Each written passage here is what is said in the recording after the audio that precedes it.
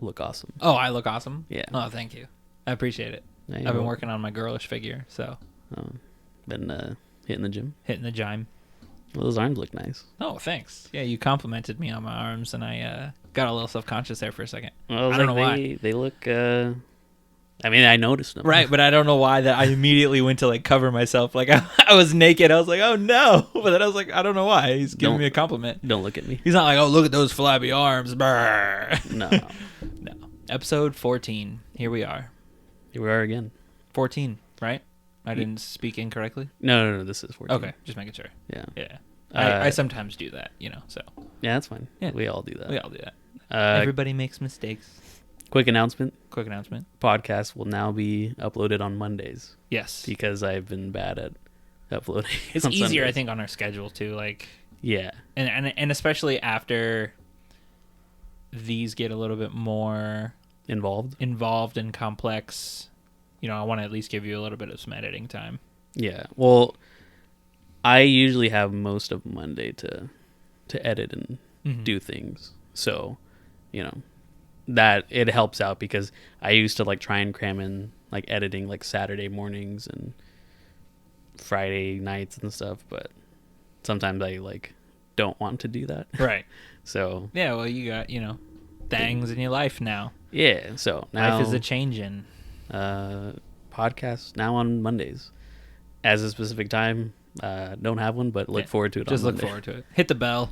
Yeah. Subscribe and hit the bell to get notifications. Like, comment, and subscribe. Like, comment, and subscribe.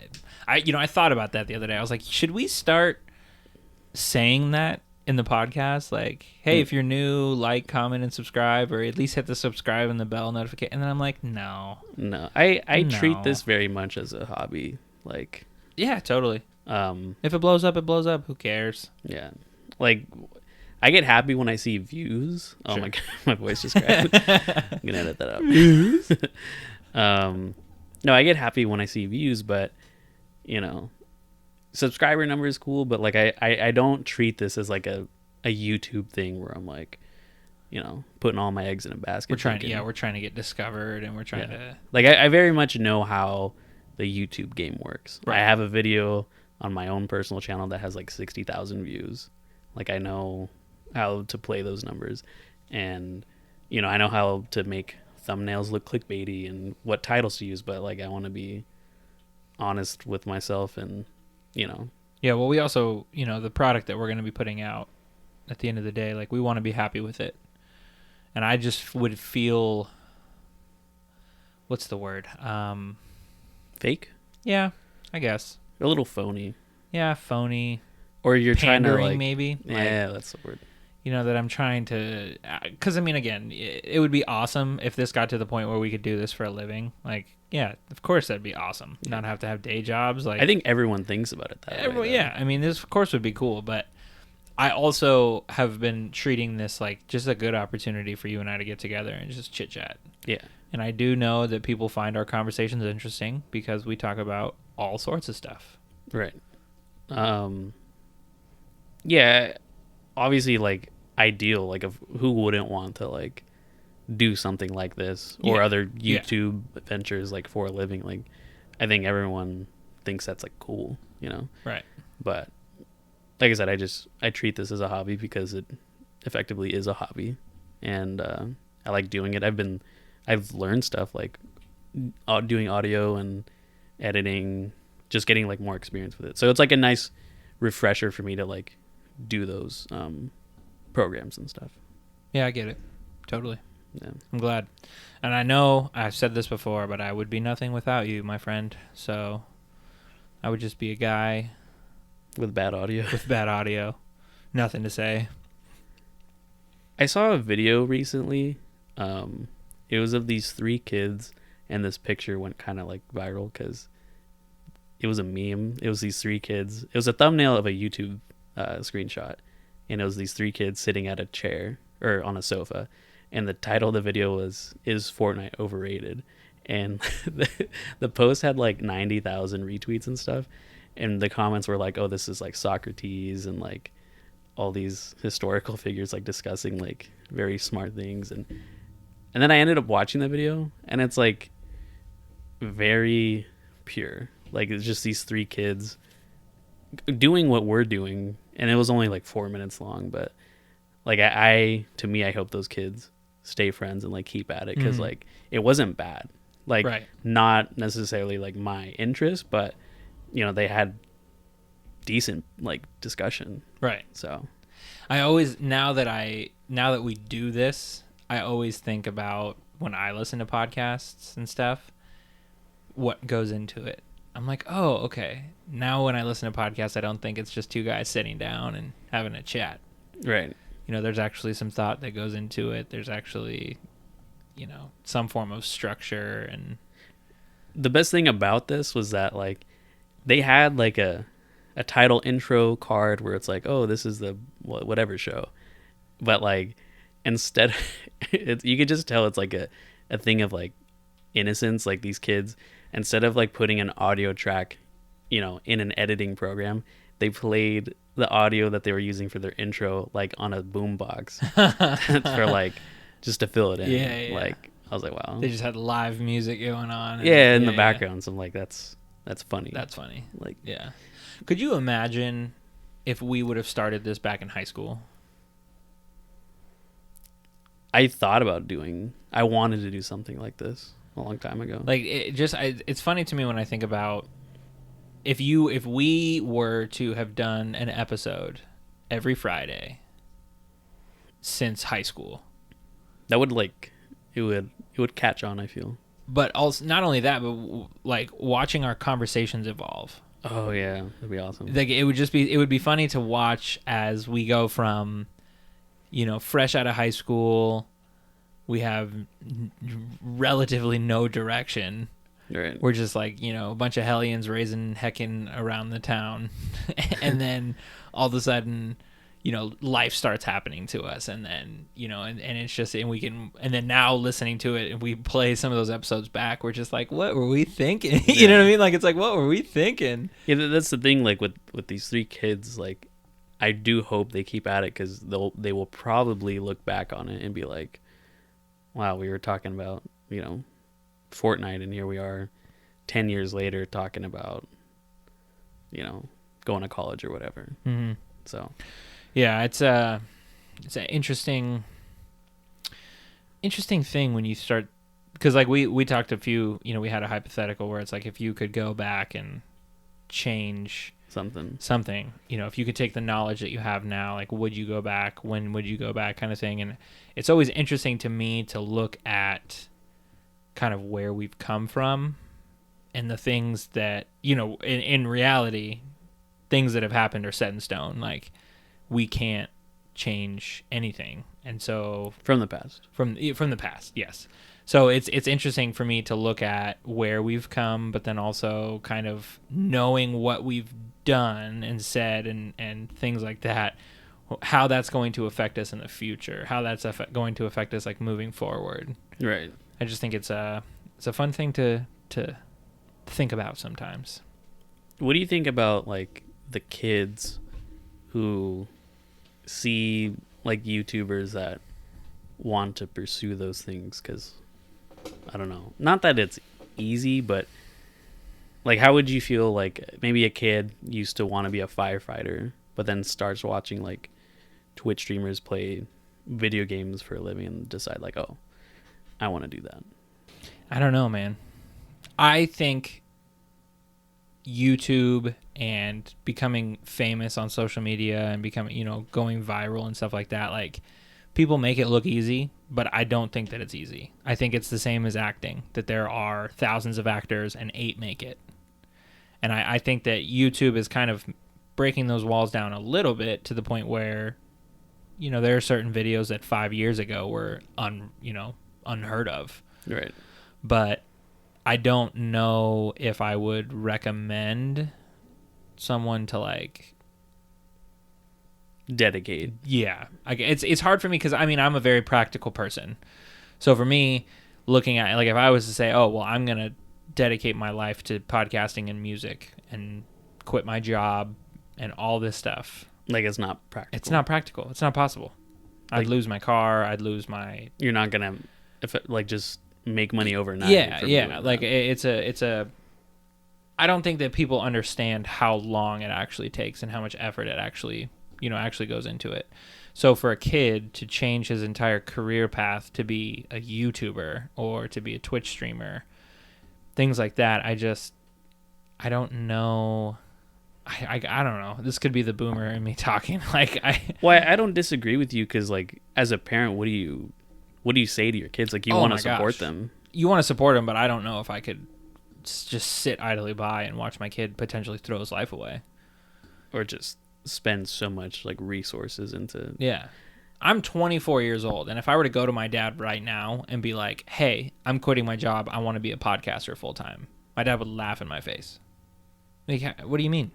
Like, you have no plan, there's no backup, there's no, and then you listen to these, like, I listen to a lot of comedians and a lot of podcasts, and they talk about that you have to be all in, and if you have a backup plan, then you'll never achieve your dreams. But at the same time, they're also looking at it, I think, from a different perspective.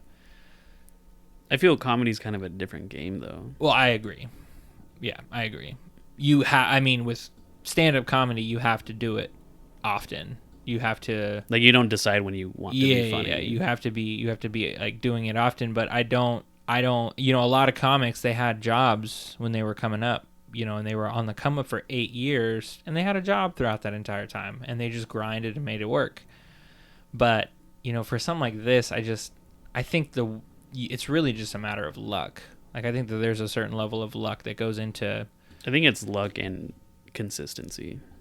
Like, if you set yourself to be like, okay, I'm going to upload 2 videos a week, and then, you keep at it, someone will notice it. Right. But, if you're just like, oh, I'm going to do, like, gameplay videos, but whenever I want to. Mm-hmm. Well, like, let's say you do get a fan, and they're going to be saying, oh, I liked your video. When's the next one coming out? You're like, Like, whenever. oh, it comes out when it comes out. Like, that's not how you gain an audience. Yeah. Just by, like, deciding to do it when you want to. Which is, like, why I try to, like, at least maintain, like, a weekly upload schedule. But, again, this is, like, a hobby for me, and I'm not, expecting this to, take me to Joe Rogan levels or that kind of thing. Wouldn't it be cool? I had a dream, actually. This is funny that you mentioned Joe Rogan. I had a dream that he somehow or some way heard the podcast and invited us on and was like, just basically was like, oh, you guys have what it takes. Your conversation, what you talk about, the way you guys have that banter, the give and take and all that kind of stuff. Like, you have what it takes. So, and I just wanted to sit down and talk with you guys and whatever. And we had, like, a podcast with Joe Rogan. And then after that, obviously we blew up because we were on Joe Rogan's podcast. But, like, I woke up from the dream and I was just like, what the heck just happened? Like, what did I just dream? I don't know why I don't know where that thought came from. I have no idea. It's because you watch so much Joe Rogan. Recently, I haven't been. Recently, I've been listening to just a ton of music. Yeah. I haven't been listening to any kind of podcast over the last probably 2-3 weeks. Really? I've been, like, deep in podcasts lately. Oh, really? Yeah. I go through seasons, man. I get it, though. I go through seasons where I'm all the way in, and I'm just, 9 hours a day I'm listening to a podcast while I drive. But then there are these weeks. I think it really when I found out the Squid album, or found out about the Squid album, the new one that he came out with. Mm-hmm. Since then, I've been really just musicking it up. When I get super busy, like when I was in school, that, like, halted my like 3 podcasts that I tune into, because it's like I don't have time to devote, like, listening to that as well as, like, doing homework or my favorite thing is to, like, play a game or, like, be drawing in my room and, like, have a podcast in the background. That's always, like, how I, like, relax. And for a while I was just way too busy and I was, like, so behind on my podcast. As of now, it's gotten a little bit better where I'm, like, caught up on the episodes. But I'm not one, like, yes, things happen in a chronological order for sure, but I don't have time. I'm subscribed to like 10 different podcasts. Like I don't have time to watch every episode, keep up to date with all that kind of stuff. Like if a guest comes on, like especially with Joe Rogan, like if he has a good guest on, I'm like, cool, I'll listen to it. But like the last couple guests, I've just been like, meh. I haven't really had a desire to listen to it. That makes sense though, because he uploads so much. Oh like, yeah, so he does like 3 or 4 podcasts a week sometimes. Right. But then he also takes the weeks where he doesn't do anything for like a week or 2 weeks. That's one thing I do like about Rogan's podcast is that it's just whenever he wants to do it. He's made a name for himself, and he's big enough that he can do that. Yeah, of course. Yeah, definitely. I understand. And he also does, things outside of podcasting. But his podcast is another unique thing where they're like 3 hours long. Right. And it's just him and the person talking for like 3 hours, which is, now that we do an hour and 15, I'm like, all right, cool, double that and add 15 minutes. Like, that's difficult. That's difficult. Sometimes it's just hard to, be there. And sometimes it goes fast and sometimes it goes slow. Well, I think it depends on what you're talking about. Yeah. When he has like scientists on and they're talking about ancient civilizations and stuff like that, yeah, you need 3 hours to talk about that. Like, yeah, totally. Yeah. Well, when he had Bernie Sanders on, I think that was only like an hour and a half, 2 hour podcast. I mean, he probably only has a limited time to have him on, so probably. What I mean, also, what are you going to talk to Bernie Sanders for that long? I mean, he's a candidate, so surely there's things to talk about. Yeah, sure, but I guess I'm just not interested. I didn't watch that one. I heard it was. That's interesting. Good. You say that though, that you're, not like a chronological. I am the opposite. Like I am a very ordered person with like shows and podcast listening. Like I go through each one and listen to them, but I only listen to like 3 mainly. So are you saying like if you found a new podcast, you'd go and find episode 1?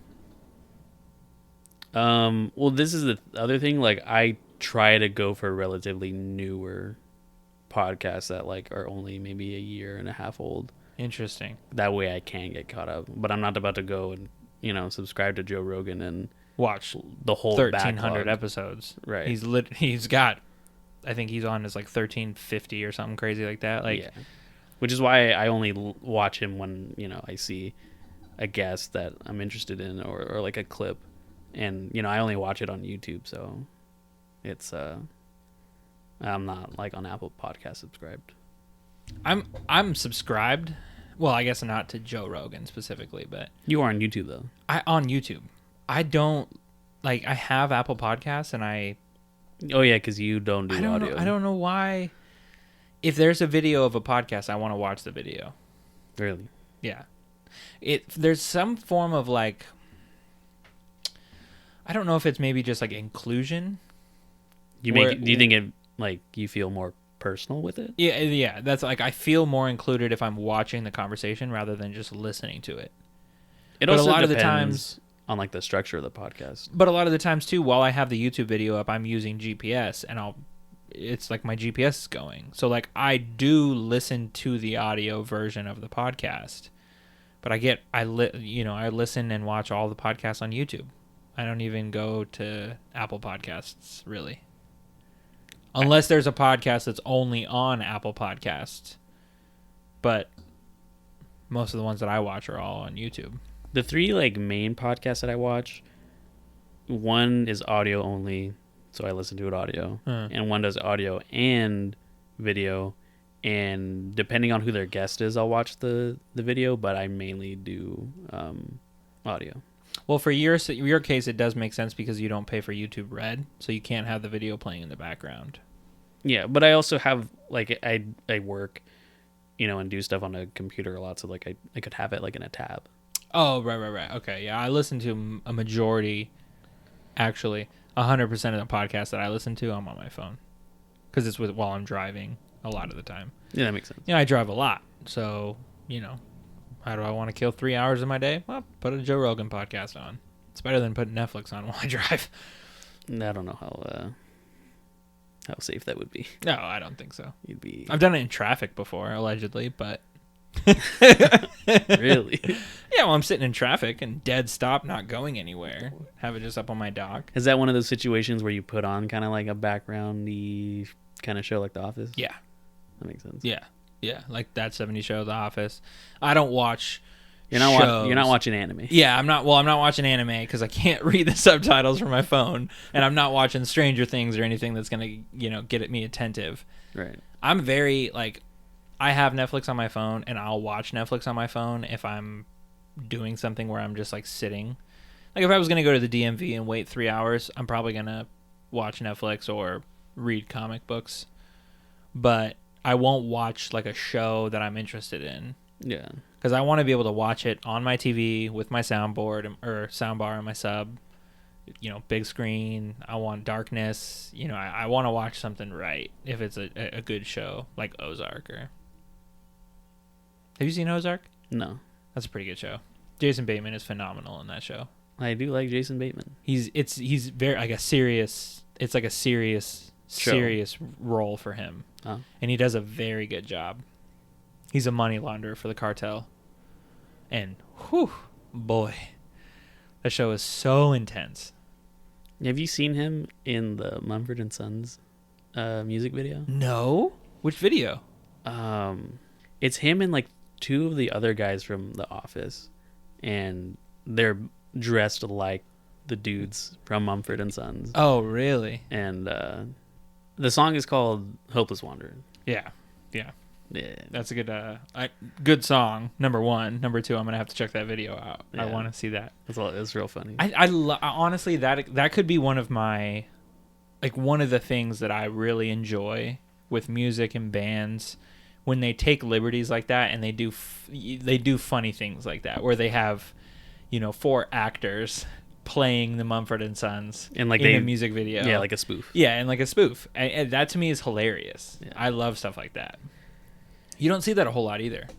Yeah, especially because most of the part it's either serious or right. I mean, and not that Hopeless Wanderer is a funny, jokey song. Yeah, it's a serious song. But they took some liberties. They had with fun. It, though. Yeah, they had fun. I think that's so cool. Yeah.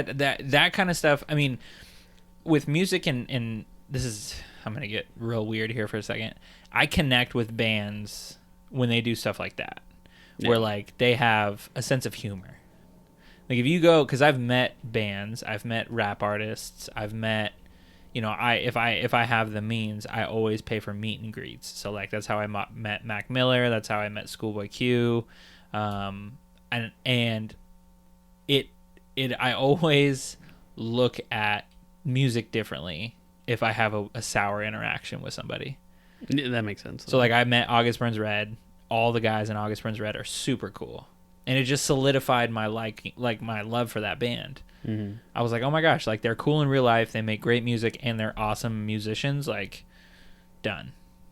And it helps me, I guess, appreciate the music a little bit.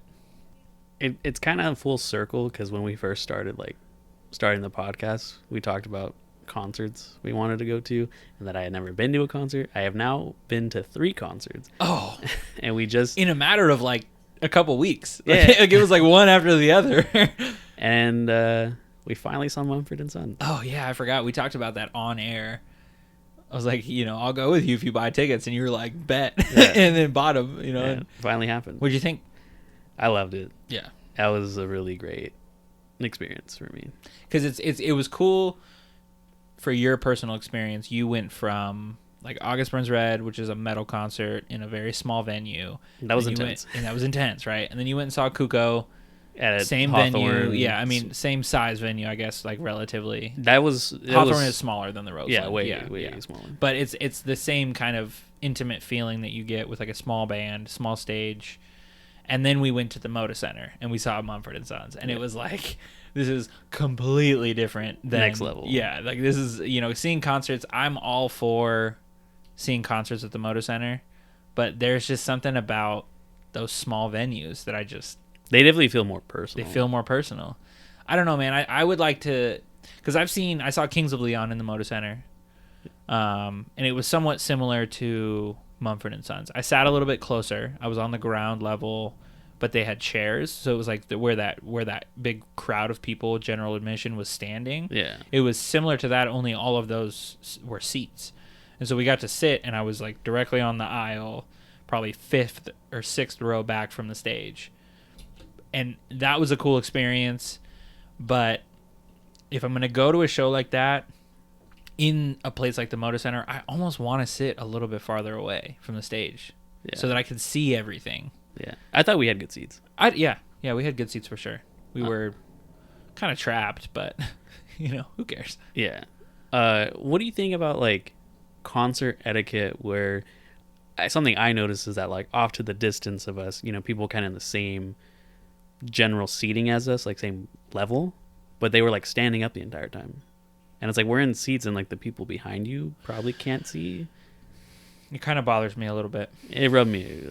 If you want to stand, go stand in the general admission. Yeah. That's what it's there for. Well, because like the levels that we were at, like those weren't cheap tickets. No. So like if someone was standing in front of me the whole time, I would be pissed. I'd be pissed. Like, hey, can you sit down? I can't see. And I hope that they like turn behind and like ask like, hey, we're gonna be standing. Is that cool? Because I would be. But again, though, why buy and pay for seats if you're just gonna stand the whole time? Right. I didn't see people sit the whole time. Like the ones that were like off to the right a little bit, they stood the entire time. Yeah, there were some people that like stood up for specific songs, which I guess I can understand if it's a little bit more involved and right. kind of want to dance. I saw a couple dancing in the seats. I'm like, yeah, it's fine. Yeah. They weren't doing it the whole time. Right. But these. Well, and you're also not gonna hate on love. Like, don't be a stickler. Yeah, like they let them be. They probably met over Mumford and Sons, and it's a moment for them. They're like, oh my gosh, we got married to this song. Whereas these like two people were the whole time standing up, and they weren't doing anything. They were just standing there. Yeah, I mean they were clapping, but who doesn't clap? They weren't clapping on beat though. No, I don't think anyone in that was doing it on beat. Maybe the guy next to us, but I don't know. I pointed this out to you, and this is something that I've seen over, dozens of concerts that I've been to. They start to clap, and it's like this moment where the music drops out and everyone's clapping, and I'm like, watch, they're going to get off beat. They're going to get off. They're going to either clap too fast or too slow. Just watch. And sure enough, I'm the only one that I could see that was keeping the beat, and everybody else was, too fast. Doesn't sound sync anymore. I've actually, so worship music, they record like live albums. Mm-hmm. So they will, have the music and they'll play music live, and then they record their album and release the live album that way. And my worship pastor, his name's Aaron, he told me about this time where they were doing a live album recording and the clapping like that broke out, and they were so off that they had to stop the recording and redo the song. Oh my gosh. Could you imagine? You're at a live recording situation. Especially if like the first half was good. Oh yeah. No, I don't think they had to start the whole thing over again. I think they just redid that one song. Like, I don't think they have to run it back because they save. No, that's what I mean is like, let's say you're a 3-minute song and like a minute, Oh, I see what you're saying. Minute 50 in. And okay, I thought you meant like the concert. Your crowd first half messes of it the up for concert. you. Yeah. No, I would. I mean, dude, I couldn't even imagine. I've been to shows before where the drummer has to like do some form of something where he's like, "This is the timing, everybody. You guys are all off," and they don't listen. I mean, you saw when they got into like the smaller part of the stage and they recorded off one mic. Oh yeah, for Mumford, and they had to get the audience. Mumford to be quiet. was like, "Listen, bro, we get one shot at this. You had one job." I think that concert might be recorded. They had a pretty high tech setup. Oh really? Like the, where they do all the Yeah. sound testing and all that stuff. Like the people behind the computer, it was a pretty elaborate setup, and like they had multiple camera angles. Like I wouldn't be surprised if that's like footage for what could be like their Delta tour. It'll probably come out after the tour, but a lot of that too is just so that they can project on the screens. Yeah, I know. There was just so much though. Yeah, and it was good footage. Yeah, I mean, Mumford and Sons has been around for a hot minute. You would hope that they've. Yeah. So you asked me how I felt. I loved it. I'm a big fan. How did you feel about it? I'm a concert guy, so regardless, I was gonna have a good time. But that kind of music, I think, is a very interesting music to play live. And I was very interested to see what they did, because I know that the last couple albums from Mumford & Sons have been full band. It's not the folky sound that Sigh No More had. Mm. And I was very interested to see how they were going to do it, and I'm glad that they did a mix of both. They did the more acoustic set where they had just the single bass drum that Mumford plays while he plays the guitar, but then they also included the band, and I was digging that. I was like, okay, this is a very nice. It's a cool touch. Well, because like leading into it when we were in our seats waiting, you're like, I hope they put on a good show. Like I hope it's worth it because that. Yeah, I've been to concerts before where the band sucks, and you're like, great, wasted all my time and my money. Like, super cool. So you were satisfied. I was satisfied. I do wish that they had a better opener. Wait, which one? Because I mean, Portugal the Man. Oh, yeah. Oh, I'm not counting the first thing as an opener. Stupid thing that happened. I don't know if I want to No, that's give fine. my opinion on. That's fine. It was very random. Yeah, and it felt. I get it just because we're in the Northwest, but whatever. That's all I'll say. That reasoning right there just drives me crazy. Like, oh, because we're in the Northwest, or because we're in a certain era, or because it's 2019. Yeah. Like, I don't know, man. It didn't fit. I mean, maybe if it like sounded good. Well, yeah. But it didn't fit. It was like very opposite. This random thing that happened, and then 2 alternative bands came out, and you're like, what did I just witness? I wonder if Portugal the Man brought them. I think it was with them. Yeah. Because like when they were performing, they like kind of introduced them. Yeah. So I think that was part with them. Right. So between the 2 concerts you saw this summer, August and Mumford. So out of August and Mumford, yeah, I can't compare the 2. It's too different. So a better comparison would be me going and seeing Hillsong live. Because I saw Hillsong live with Gabby. I guess I'm not saying like what's the better concert, but at which one did you like enjoy yourself more? ABR. Yeah. Yeah. I had fun there. I like the smaller venues. You're talking ABR, right? Yeah. I like the smaller venues. You get to see more bands play, which is cool. And I just there's like I said, like you had said, that the intimacy of the small venue, you really feel connected, and you feel like if there was there were several moments where the music cuts out and it's just the crowd singing, and in the Motor Center you don't really feel that. Yeah. But then like everyone's watching a spectacle. But then in like those small venues, the crowd singing is sometimes even louder than the music is, and you're like, that's when you get those chills, that feeling of like, wow, this is cool. We're all synced into this. Well, I mean, you saw it when they were doing like the music that they were playing before any band goes on and System of a Down came up. Yeah. Like, the whole crowd was just like digging singing. it. Yeah, I love that. And there's not even live music; they're just playing something from the speakers. Right. Like, but those are the moments where you're like, okay, I'm in a room full of like-minded people. With the big Motor Center concerts, like, they're great. Don't get me wrong, they're great, but great for the big artists. Great for the big artists, but I don't know. I don't know if I would. You just don't get the same feeling. I definitely feel that. Yeah. Because, I don't know, like, being new to, like, August Burns Red, but, like, hearing Silverstein do that, they put on a great performance. All of the bands did. I felt that even Silent Planet, the opener, they did a great show. And I was like, who is this band? Like, they're just a small-time band from California. And I looked up their music. They have, like, 5 albums. Like, full-on albums. I'm like, how have I never heard of these guys before? And they rocked the house. Yeah. I thought that they did better. Like, if we're talking sound quality, I feel like they were the best out of that concert. Out of all 3. Wow. Because when I look at, being a musician, I look at overall house mix. I look at, and the drums. For ABR, you can't have the drums be muffled. You need to be able to hear each instrument, and you need to be able to hear it. Because, like, Matt Greiner, the drummer for August Burns Red, he is such a technical and complex drummer, and most of the music is played around his drumming. So, yes, the guitars, they record and stuff like that, but they've been playing so long now that they know what he's capable of.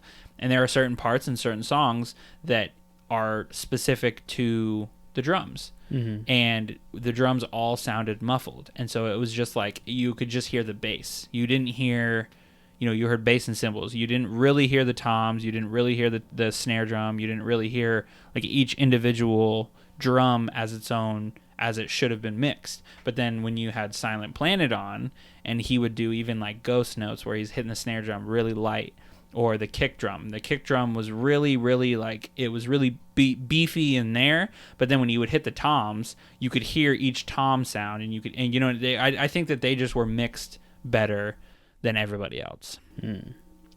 So I mean, I'm not a musician, so I didn't notice that. right? But I mean, I enjoyed Yeah, I enjoyed it. Like for a first concert experience, I'm glad I went to that. yeah, that was a cool. Yeah, I'm glad that I got to partake in that with you. That was cool. Yeah, and then seeing Kuko in like at a small venue, that was just so unique because, I mean, number one, he's a smaller artist, and so like you get kind of that like hipster feeling. Well, it's a different vibe too. I mean, Yeah. it's a different kind of music. Yeah, And that's a huge. I've been to several rap shows, and it's an entirely different ballgame. yeah, I've seen Mac Miller 3 times, and each one of his shows was different. And it's the rap going from like rap to like alternative music, and then because then I saw Local Natives live when they played with Kings of Leon, and that was how I discovered Local Natives. And because I saw them and them playing live the way that they did, I was like, I like this band. Looked up all their music and have been a fan ever since. I mean, we're talking since 2013, 2014. right.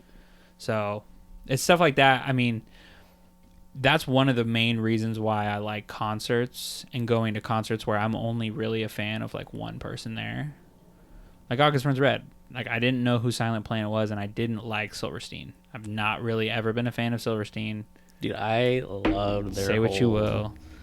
Their Right. whole set. Right. To the point, like, oh, now they're on my phone. I Right. listen to them. Right. And that was the thing. You had never heard of Silverstein going into it, and you saw them live, and you were like, dude, this band is awesome. I'm liking, I'm going to start listening to them now. I was You just might have known. so impressed by the singer who can just go from like regular singing to more metally. Oh yeah, stuff, yeah. you know? That takes. I mean, that's a lot of training. That takes. And they also sound, like they do live, like they do Yeah. studio recorded, which I'm always, which is very important. yeah. Yeah, and I'm there's a couple. That's what I really like about music. And if when I say, oh, they better be good, like it better be a good performance, Yeah. right? Part of what I'm talking about is how close do they sound to the record? Because if you can, I've been to, oh my gosh, what was it? He was a big rap. I think it might have been Schoolboy Q. Really? Very, very bad live. Very bad. He's got a very distinct sound on the recording and stuff like that. Mm. And then when it came to the actual like live performance, it just sounded like he was shouting everything. And there was no like rapping to it, I guess. There was no art form. Kind of like finesse. a Travis Scott kind of deal. Right. Where like he has a very distinct sound to him, recorded, uses a lot of auto-tune.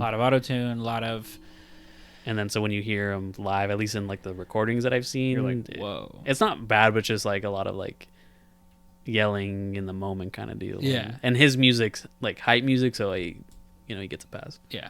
Well, I don't think you get a pass because Not for me, but like his crowd will eat it up. Yeah. So See, I think that if you're making hype music, you automatically don't get a pass. I'm not a fan. I'm one of those guys that's like, don't make music just to make hype music. Like if you're gonna make music, make music. Well, I should say he doesn't exclusively make hype music, but he has like a lot of hype tracks. All of his hits are hype music. yeah. All of his songs that people know are hype music. And most of the music that's coming out nowadays is hype music. Yeah, I haven't really listened to too much rap lately. I haven't either. I've been on a huge like alternative kick since the concert. I was listening to like Circus Survived. Have I shown you Circus Survive? No, I've heard of them, but I haven't. I really think you would like them. Okay. I really think you would like them. Panic at the Disco feel, but like a little bit more. I guess Panic at the Disco vocals with like Silverstein music. So it's a very interesting I mean, I like both of them. kind of juxtaposition there. Right. The singer, his name, I can't. I'm drawing a blank on it right now. But number one, beautiful man, just very very attractive guy. Like I'm like, all right, cool. I'm not gay, but hey, I can recognize attractiveness. And his vocals, I mean, dude, like live sounds exactly like he does on the record. He has this ability to hit these super high notes and then go to like a high note to a scream and then just a regular sing, and it's just beautiful. And the drummer is phenomenal as well. I've been listening to them a lot.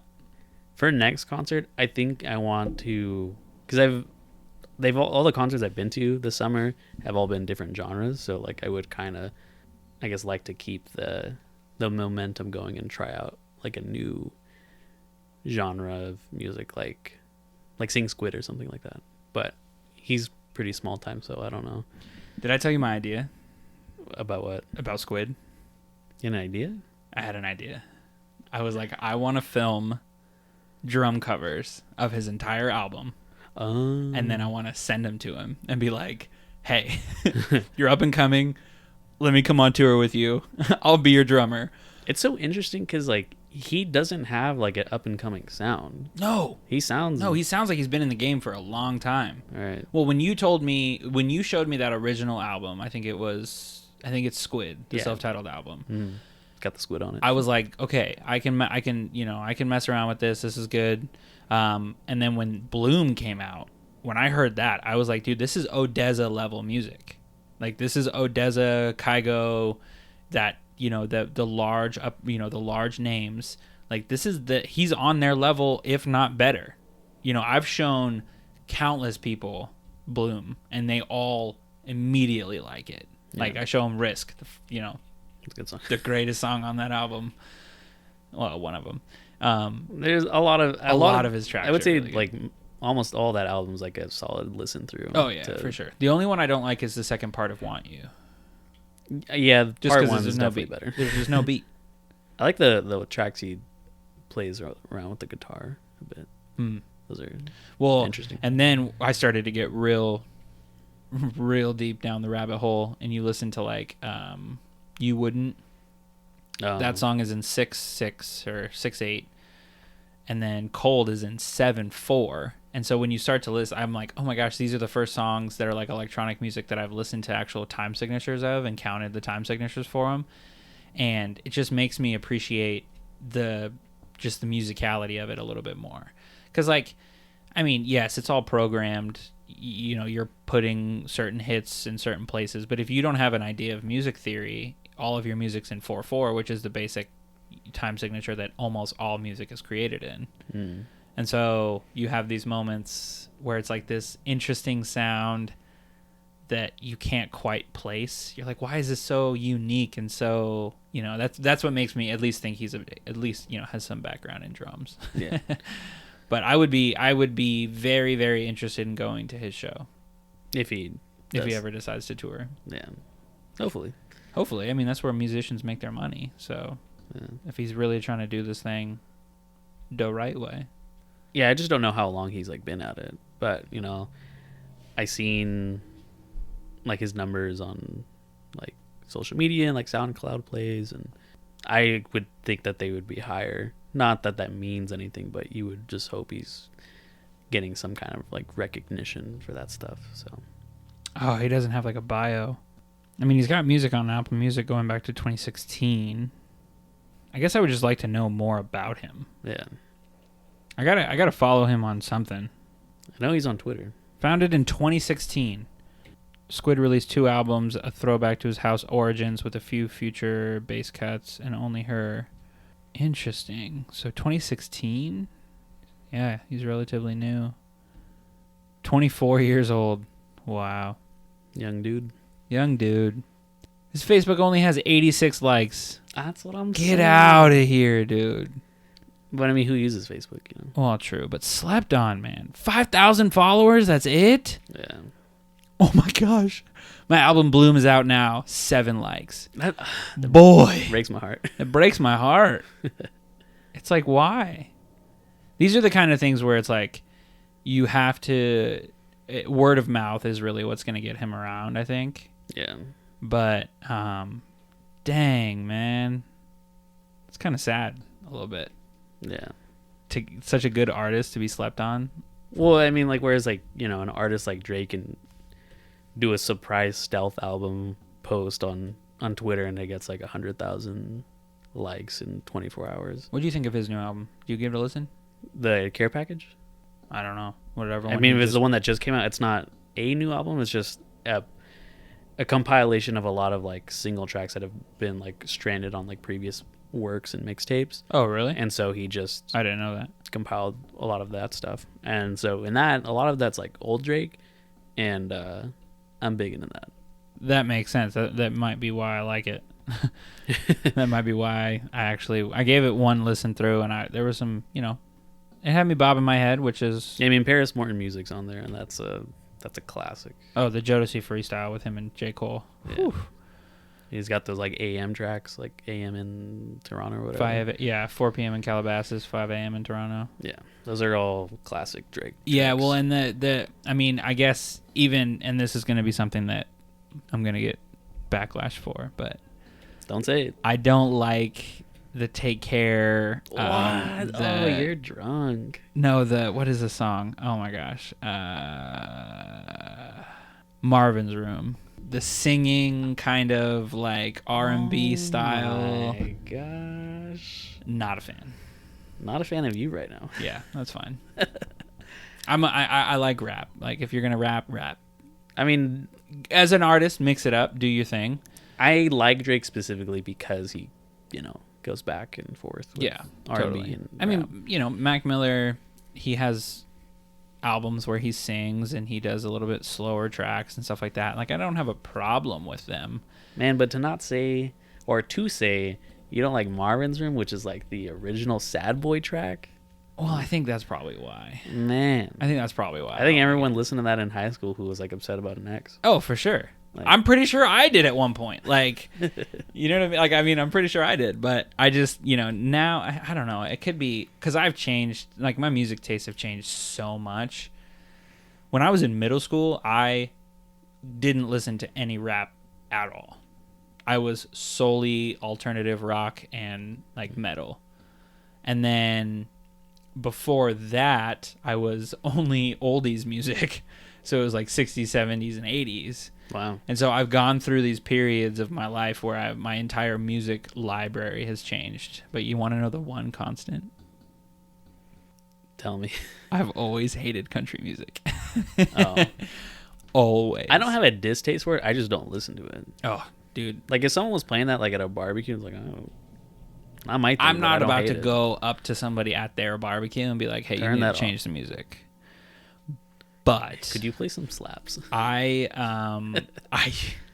think I did this just to kind of be funny. But when I was in high school and we were rolling around with the people that, you know, my friends that could drive, they'd put on country music. I'd stick my head out the window and start screaming, like, you know, just being dramatic, just being a dramatic teenager. But I've never liked country music. There are maybe 5 songs that I can think of off, you know, that I can't even think of off the top of my head. But if I heard them, I'm like, okay, that's it. It's okay. I can't really like name you country tracks or many artists, but you know, I don't hate it. It's not for me, but you know, I've listened to it. I don't listen to it on my own, like my own choice, but it's just one of those genres. I definitely feel that's a genre that gets like dunked on the most. Well, I feel like it's one of those things where you either hate it or you love it. Right. Like there's no one that's like, oh yeah, country's kind of in the middle. I guess I just feel that if you were to go on the street and interview or just questionnaire like 100 people, I think country would probably be the most obvious answer for someone saying like, oh, it's my least favorite music. Oh, I disagree. Really? Yeah. I think that if you asked people in the dead of summertime, a lot of people would say that they like, at least that they have country tracks on their music. I suppose I should correct myself and say people like in our age group, because that's what I'm thinking of. See, But this is just from people that I know. I was so. gonna say I'm also thinking kids in my age group. Dude, I'm telling I'm thinking you, like boomers love the country music. no, I'm thinking it's like the white girl summer kind of thing. Like it's that mentality that it's summertime and it's sunny out, so I'm gonna put my top down and listen to some country music. Like it's Daisy like Dukes and all. right, but it's like there's this weird mentality where, and I'm guilty of it too. I want to barbecue and I want to campfire more in the summertime than I do when it's cold out. Right. But there's a certain, I don't know, maybe a stigma, or I guess stigma is not really the right word. There's a, it's like the Christmas decorations for summertime. Like, what do you need to do to get ready for Christmas? Well, what do you need to do to get ready for summer? Well, I need to go to the river. I need to Get a cooler. get drunk on the river with my friends in the heat, and then we're gonna listen to country music, and we're gonna do things that probably shouldn't be done. And what's your reasoning for that? Oh, it's summer. Like, what? It's just a change in the weather. You're all of a sudden gonna change your whole lifestyle? Like, It's the season for it, I guess. well, when you and Jerm were telling me about that, the hot girl summer and the City Boys. City Boys. I'm just like, what are we doing, dude? That's been such a thing that it just now has like naming conventions for it, because everyone says like, oh, it's winter, it's cuffing season, and Oh yeah. so there's always the mood shifts. I hate that though. I've always and forever hated that. Even when we were in high school and people were like, oh, I gotta find a girlfriend or I gotta find a boyfriend, it's winter. I'm like, what? What? It's winter time? You need to find yourself a mate? Like, I don't understand. I would say that's probably just because it's the season people want to be with somebody. Yeah. because it's convenient. Well, it's convenient. That's very correct. There's I can go to the zoo lights. Yeah, the zoo lights, the tree lighting, the typical Instagram moments that you see. I used to, oh my gosh. Were you one of those? No. No, not for convenience, but like, hey, let's take a pic of the zoo lights. If I'm there, Yeah. I've been to zoo lights 3 or 4 times. Take pictures, sure. But I'm not like, let's go to zoo lights so I can take so that I can take a picture. Dude, I used to bother so many people. Like, I'm not going to be an Instagram boyfriend. Like, I'm not going to be an Instagram friend or an Instagram boyfriend. Like, I'm just not. What do you mean by that? Like, I'm not going to specifically do things For the gram. Yeah, for the gram. I'm not going to Act different. I'm not going to post a boomerang on my story of everyone taking shots. I'm not going to do the video where everyone has their drink and everyone's videoing each other do their shot. Like, I'm just not that kind of guy. I have told Gabby handfuls of times we need to be better at taking pictures, because if you look at my Instagram, if you look at your Instagram, it's almost like we're not even dating. Right. Again, I don't need validation from Instagram so that people know that we're dating. I don't care. I know that I'm with her. She knows that she's with me. That's all I care about. But, and after I've said that, we're horrible at taking pictures. Absolutely horrible. It's just not a priority for you. It's just not a priority.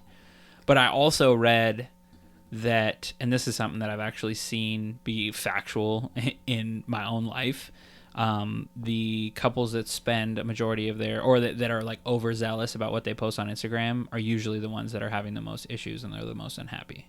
I think the same could be said for like people that are posting, the lavish vacation posts all the time, or just I think it could be said for anybody that posts on Instagram a lot that like, in general. oh, look at this life I live, and then they're like sad. Yeah. Well, or the girls that are posting a different selfie every day. Oh yeah. Right? Like, those are the girls that are probably the least confident in themselves. They need those numbers. They need those numbers to feel validated, which, again, to each their own, but it's just not my thing. It's just not. Yeah. I've been in those rooms where they're like all the cuffs. You know what I mean? Like, it's the worst. I'm like, can we just like drink? I told you, I think I talked about it on the podcast. I followed like 4 or 5 people on Instagram that were all in the same friend group. And I watched the same interaction from 5 different people's perspectives. I was legitimately upset when I finished watching that. I was like, are you kidding me? You feel like you're there. Like, all 5 of you took a video, and so I got to see all 5 of you from different perspectives, and they were in a circle, and they all had their phones up, and everybody's phone was in the same video, and everybody. I mean, it was like, it would be like you and I sitting here. I'm gonna take a video of you. You're gonna take a video of me. We're both gonna post it, and my girlfriend that follows both of us is gonna see both. Yeah, That's annoying. That's annoying to me. But again, I'm also kind of old. I mean, I get it. I resonate with you. You know what kind of pictures I take at parties are like the group pictures, like, you know, all of us like, hey, let's take a picture together, like as a friend, like those are the party pictures I have on my phone. Like I have them where I've like been in a kitchen or like in the backyard of somewhere, and it's like, oh, like, you know, just a one-time picture for the boys. We went to the beach and we got a group picture. I set my tripod up and we got a group picture, and yeah, those are the pictures I like. I don't have a problem with it, but also growing up with my mother, who is like okay, so for instance, me and my brother and my sister went out to dinner. So my parents on this last Thursday, they went to the Seahawks and Bronco game up in Seattle. Mm-hmm. And so they were gone, and my sister. Bronco Nation? Yeah, we all are. My whole family's Bronco fan. Yeah. So we all were born in Denver, lived in Denver, and, you know, grew up there. My sister texted my brother and was like, hey, like, what are you doing tonight? If you don't have plans for dinner, like, let's go get some dinner. Invite Austin. You know, the 3 of us will go out and grab some food. And so I had planned, because I knew that it would make my mom just die with happiness. I had planned to get there, take a picture, and upload it to Instagram and just tag my mom. Not tell her that we were going out to dinner or anything like that. That way she could see the picture on Instagram and be like, oh my gosh, my kids, you know, whatever. But my mom happened to call me when I was on my way to dinner and was like, hey, what are you doing? Like, what are you up to? And I was like, oh, I'm on my way to dinner. And I was trying to be super vague. I was like, you know, oh, I'm on my way to dinner. And she goes, oh, where are you going? Red Robin.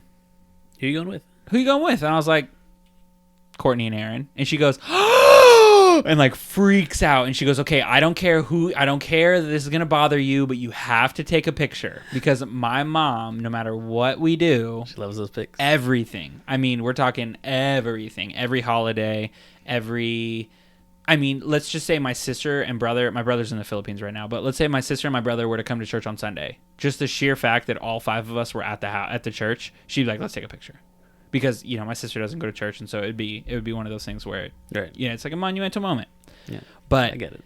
Any holiday, you know, I mean, I'm talking like to the point now where I know that I have to get dressed up for like the first part of Thanksgiving, and then I can put comfy clothes on after we eat, because I know food clothes.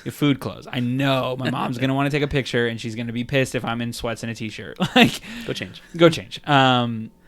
But, you know, and so I guess growing up with that, I think that's partially why I don't really like it. But I also, to me, I have this very cynical view of like, why can't we just be in the moment? Yeah, I get it. You know, and I start to look at how much time, I mean, dude, I think the worst thing iPhone has ever done for me is send me weekly screen time updates. And I start to look at that and I'm like, oh my gosh, like 8 hours of my week or 16 hours of my week was spent on my phone. That's horrible.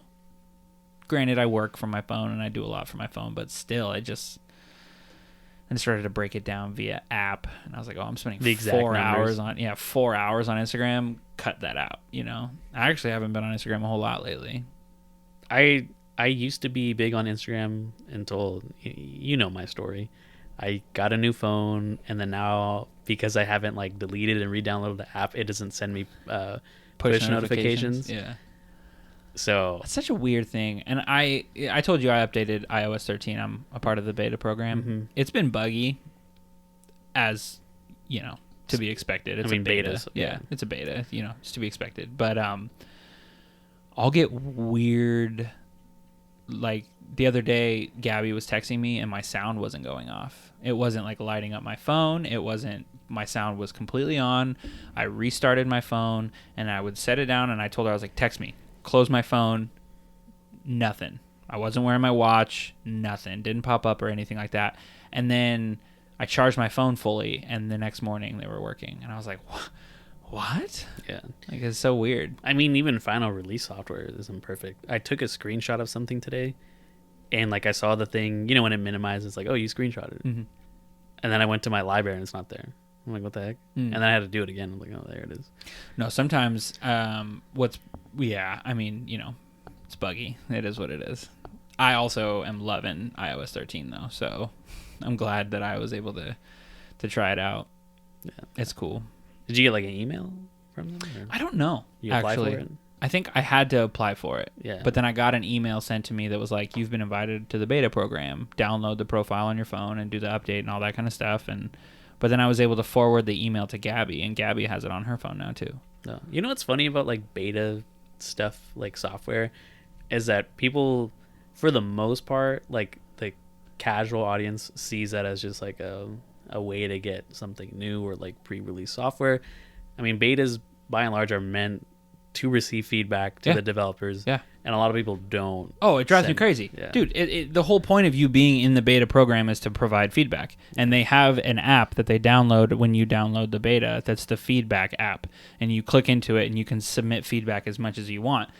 And something that I did submit feedback for, they patched, or they had another update. This is the 5th update that they've done for the beta, and they fixed it in the update. And I was like, cool, they took my suggestion seriously. Not that I Probably think other I'm users. not that I think I'm the only one that suggested it, but it was just something that I was like, okay, this is something that I've noticed, I've provided feedback for, and then they fixed it. Yeah. But I mean, even with video games, like, if you're gonna do the beta, at least go tell them what you think. Yeah.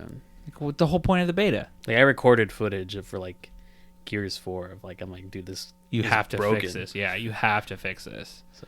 I remember when we all did the beta for Gears 4, I submitted several things of feedback. I was like, this is trash.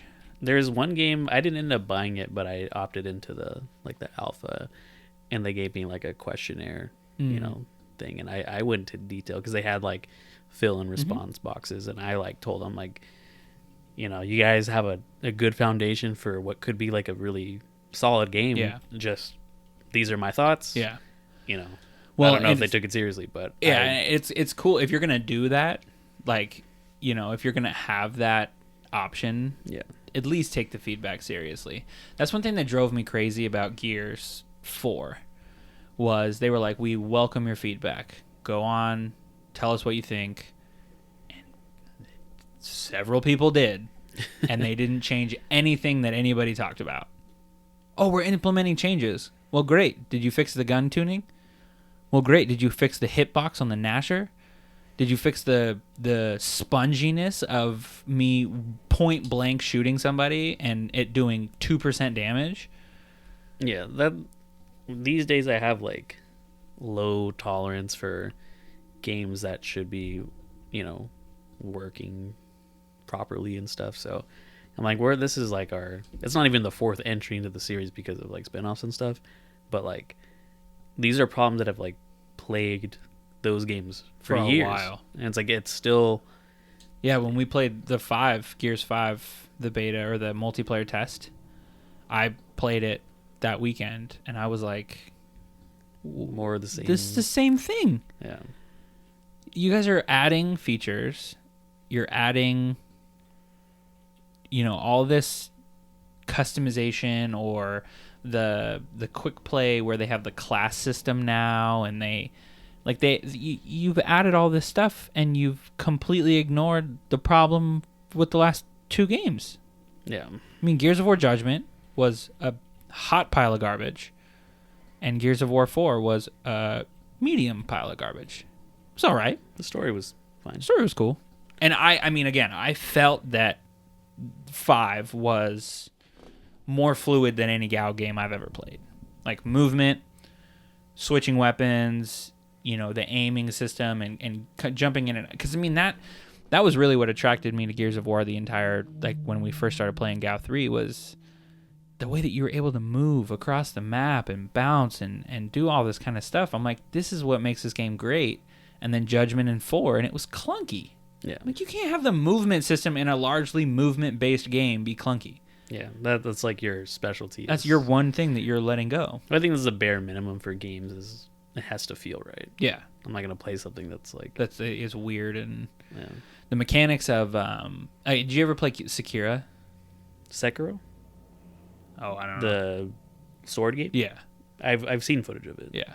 That's a very tight game. Very tight. I mean, it's hard. Yeah. It's super hard. Yeah. But very, very, very tight controls. And I liked the way that they did that game. I just Not for you. games like that, I get so frustrated. I end up. Yeah. It's that mentality of like when you're playing against a team and that team keeps kicking your butt, so you're getting angrier and angrier, and you're going after them again and again. And you just keep losing. Yeah. It's like I need to get out of this lobby. I don't think I'm ever gonna win because my anger is causing me to do things that are stupid. Well, the thing with those games is that's the design choices that you will eventually learn, Yeah. since it's at your own pace. Yeah. You're not playing against 14-year-olds on Yeah. another team or something like Right. that. But I mean, my brother was like, "Dude, you got to get into it. You got to get into it, whatever." And I just was like, "These games are just not for me, dude. I get so angry and I just don't want to. I don't want to have to play the same route 20 different times." That's a big genre, though. People are into Oh, that. dude, totally. Like, My brother swears by Dark Souls and by Bloodborne. Sekiro. Is that how you say it? Sekiro? Yeah. Sekiro. Whatever. Sekiro. Sekiro. It's definitely Sekiro. Whatever. Um, Yeah, I don't know. It's a very niche market for sure. Niche, I wouldn't say. It's like a very catered like kind of game, and a lot of people eat it. Yeah, well, I think you have to. It's one of the, it's the same along the same lines of you have to like it. Like Yeah. you have to like that kind of game. Acquired taste, and Yeah. I'm often surprised at like how popular they are. Oh yeah, totally. But- Well, I mean, again, and this is back to my crazy theories of the internet, but I think a large portion of why those games are so popular is the amount of React videos and the amount of like gameplay videos that people do Yeah. where they just rage. Screaming. Yeah. My brother, I mean, he swears by this one YouTuber. I don't even know his name, but this dude plays Sekiro and Screams. oh my gosh, so angry. Yeah. But then, Some of that's like played up for the camera. of course, I would say a lot of it. a lot of it's played up for the camera. But I think that is in large in part to why those games are so popular. What's the reason why reaction videos are huge and thriving? Huge. And in my opinion, I think reaction videos are probably the laziest form of content creating. Oh yeah. No, Like, they have to be. unboxing. Depends. Like If you're unboxing and then reviewing the product and you actually have something to say about it, fine. well, I think there's two ways you can go with unboxing. It's just a raw unboxing. Here, I'm taking out AirPods out of a package. That's it. And then you have people that like unbox therapy. My favorite. They talk about product history, maybe specifications, that kind of thing. So it's more than just That's what I mean, though. I mean, if you have something to say about it, if you legitimately have, like, for you, if you were to do an unboxing video, I have done it. I don't doubt it. It's private. I don't look for it. I don't doubt it. If you were to do one, though, you would go to those depths. You would, hey, I'm taking it out of the box just so that you can see that it's brand new, but, like, I'm throwing the box away and I'm talking about the product. But I've seen videos where some dude is like opening up my new AirPods and then unwraps the package and the video ends. I'm like, are you kidding me? What was the point of that? So that you can stunt and flex on everybody that you have new AirPods? Like, dude, they're not that expensive. Go out and buy some. Like, everyone thinking that they're the cat's pajamas. That's what I'm saying. Those with reaction videos is that like this is the setup. You record yourself, you play back the video, and then you can either have like a ridiculous reaction of screaming, or you can have like a pretty normal kind of thing, and they both will do equally well. Yeah. Well, not equal. Obviously, the screaming one's gonna do more, but like it's the same amount of effort. Well, what it feels to me, and I guess from being a person, because I've watched, there's this one dude specifically on YouTube that reacts to like drumming videos. And I've never watched a full video. The only reason I even know about it is because drummers that he's reacted to their videos have reposted his video on their feed. Yeah. But you are taking somebody else's hard work and somebody else's work, Content. and all you're doing is reacting to it. And it's like, well, you're not doing anything. You're not doing anything. It's crazy that reaction videos like fly under the radar of like copyright infringement, because like, or it gets put into fair use, because as long as you're not directly re-uploading something and you're putting your commentary or take on it, then it's fine for you to do that and make money. And and I feel that that's a weird market where like I'm just sitting at my desk and I'm recording a Pixar movie trailer and suddenly I can make money off of that. Yeah. Like that. it's like, but you're not. I agree with you. Laziest form of content creation. Yeah. But also, it seems to me Laziest and easiest. easiest, but also it's to me it's messed up, because like you're taking, like for instance, if someone makes music or makes a drumming video and they make money off of that video, and you make money off of just watching that video and then just having a camera on your face to show you watching the video. Because I mean, literally, the guy that reacts to the drumming videos, all he does is sit there and he goes, yeah. Oh, this dude's crazy. And it's like, you're not doing anything. No one wants to see your face, number one. But number two, do something. Why don't you get behind a drum set and try and do that? Yeah, there's only been one like person I've watched do reaction videos, and that's because his were just like a different ballpark. Like he just has like crazy energy, and he would do it on stream. Like he didn't make a YouTube channel specifically off reactions. He would live stream himself, so it is like a live reaction to like his chat. Oh, watch the new Sonic trailer or whatever, and he does it live, and that's how he had a big following because of that. Well, but he's also giving his opinion, Right?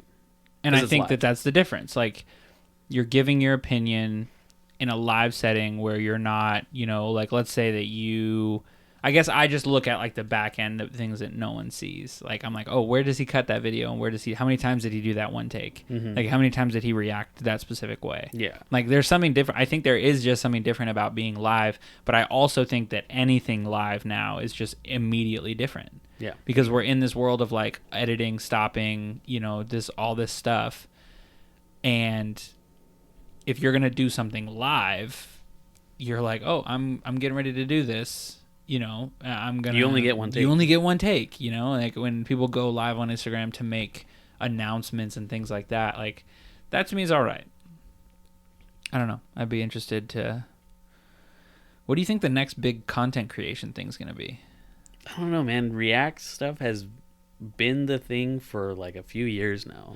I think now that you say that, the only React video I ever actually enjoyed was the various people reacting to the song "I'm Not Racist" by Joyner Lucas. Oh, okay. Because when that song came out, that was such a like the video.